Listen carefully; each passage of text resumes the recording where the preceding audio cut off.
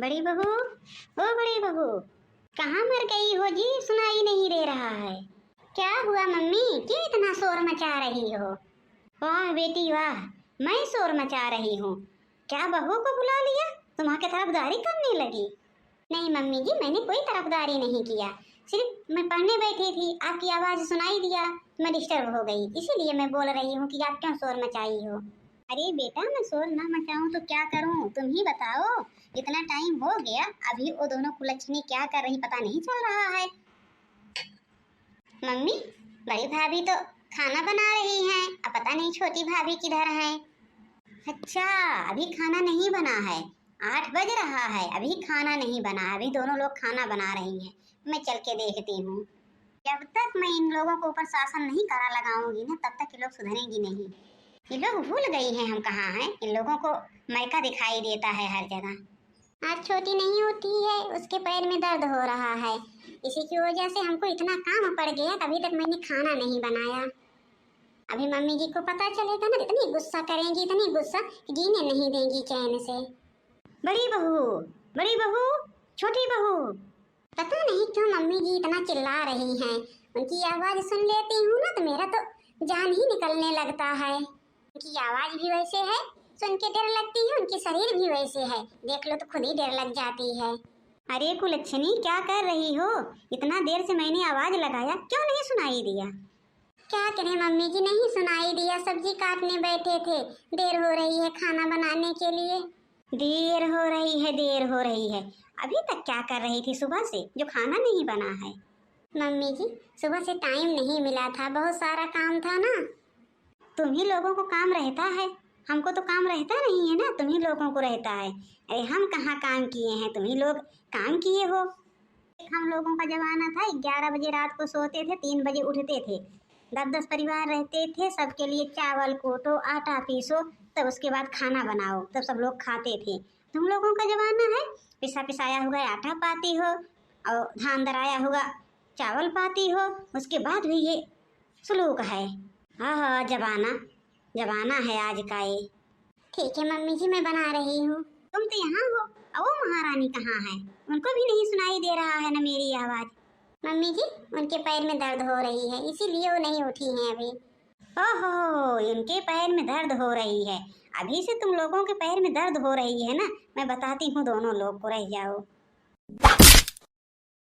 अब सही हुआ है, तुम लोगों के साथ ना हमको यही बहुत पहले कर देना चाहिए था। जो मैंने आज किया वही पहले करना चाहिए था। मम्मी जी, मैंने क्या किया था जो आपने मेरी आँख में मार दिया? अरे मम्मी जी, क्या हो गया सुबह सुबह तुमको? सुबह से मैं सुन रहा हूँ। अरे सुनोगे क्यों नहीं? क्यों नहीं सुनोगे? इतना देर से मैंने बुलाया, किसी को नहीं सुनाई दिया। जब मैंने तुम्हारी बीवी पे हाथ उठा दिया तब तुमको सुनाई दिया ना। अब अच्छा हुआ ये। मम्मी, ये तूने अच्छा नहीं किया। क्या बिगाड़ी थी तुम्हारा ये जो तूने इसकी आँख फोड़ दिया? आहा, जोरू के गुलाम बड़े आए हैं बीबी की तरफदारी करने। ये भूल गए हो कि किसके घर में खड़े हो? यहाँ प्रभा देवी का राज चलता है, ये तो पता ही है तुमको ना। आप बीच में ना बोलो, नहीं तो अभी सारा गुस्सा मम्मी आपके ऊपर उतार देंगी। पता नहीं कब इनको समझ में आएगा। ये मेरी माँ है, हमको तो लगता है कोई कसाई है, कसाई। ये महतारी नहीं है। कभी एक दिन बीमार पड़ जाओ, ये मेरी सास ना जीने नहीं देती है चैन से, पता नहीं इसको क्या हो गया है।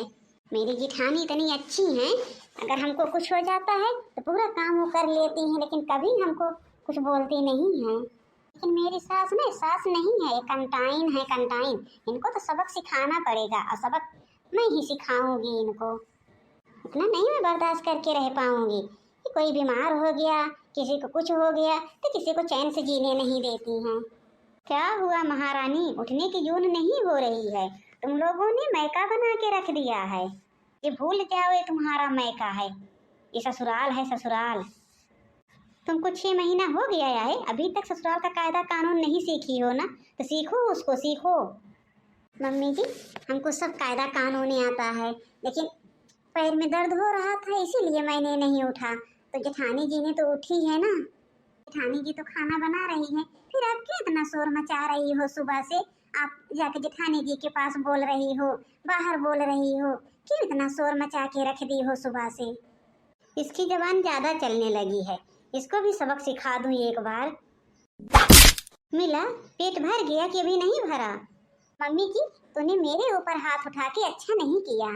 तुमने बहुत बुरा किया, बहुत बुरा। क्या तुमको बोलने आता है, हमको नहीं आता है? जब तुम हाथ उठाई हो, अब मैं भी बोलूंगी। मैं जेठानी जी नहीं हूँ कि अब जितना डरवा धमका के रखोगी मैं उतना डर के रहूंगी। मैं डरने वाली नहीं हूँ, क्योंकि मैं 10 लाख दहेज लेके आई हूँ, ऐसी नहीं आई हूँ तुम्हारे घर में। तो मेरे पापा आए थे तो पूरा हाथ फैला था, इतना दहेज चाहिए, इतना दहेज चाहिए। पता नहीं कितने दहेज के लालची हो तुम लोग, लालची। अभी इतना मारा मैंने, लेकिन इसकी जबान बंद नहीं हो रही है। पता नहीं किसकी औलाद है ये, नस्कटी कहीं की। पिटीर पिटीर पिटीर लगाई है। अभी फिर से बैठ उठाऊंगी ना, मारूंगी। एक आंख बची हो भी फूट जाएगी। मार के दिखा दो एक बार, फिर से ये हाथ उठाओ ना, मैं हाथ पकड़ के तोड़ दूं ना, तो मेरा नाम संध्या नहीं। तुमको क्या लगता है, कितना दिन से मैं बर्दाश्त कर रही थी, तो तुमको लगता था कि मैं बोलूंगी नहीं? आज तो लग रहा है छोटी का गुस्सा फूटा है। अभी आगे फिर से मार खिलाएगी। अभी इसको अच्छे से नहीं पता है कि ये सास नहीं कंटाइन है, कंटाइन ये नहीं अच्छे से जानती है। अभी तो 6 महीना हुआ है बेचारी को इस घर में आए। अब मैं कैसे सास के सामने मना करूं? लो, तुम इसी की भूखी हो। बस बहुत हो गया तुम्हारा नाटक। अब तुम्हारा नाटक नहीं चलने वाला है इस घर में। मेरा हाथ छोड़ रही हो कि नहीं छोड़ रही हो? मैं हाथ छोड़ूंगी? मैं ना तुम्हारा हाथ तोड़ के रख दिया ना, मेरा नाम संध्या नहीं।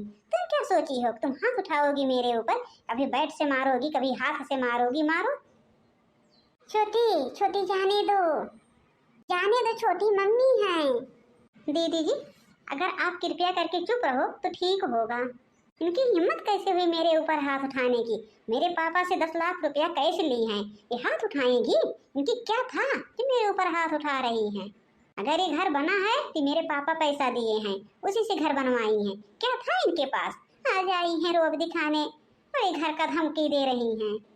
मैंने फिर बोला कि चुप हो जाओ छोटी बहू, चुप हो जाओ, नहीं तो मैं तुम्हारी वो हाल करूंगी ना जो तुम सोच भी नहीं सकती हो। अभी तो मैंने 2 ही बार मारा। ओहो, वो हाल करेंगी?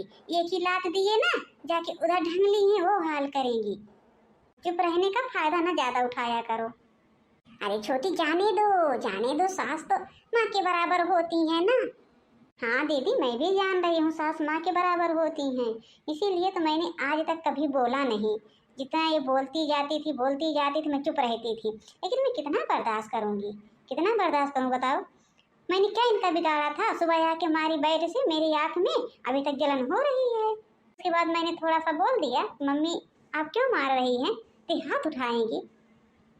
ये तो बहुत झगड़ाऊ है, इसके मुंह में नहीं लगूंगी आज के बाद। अरे छोटी बहू, गलती हो गया, मैं अहंकार में जीने लगी थी। मैंने तुम दोनों बहुओं के ऊपर बहुत अत्याचार किया, बहुत अत्याचार। आज तूने मेरी आँख खोल दी। तूने सही कहा छोटी बहू, ये जो घर मैंने बनवाया तो तुम्हारे पापा ने पैसा दिया था, लेकिन मैं ये सब तो भूल ही गई थी।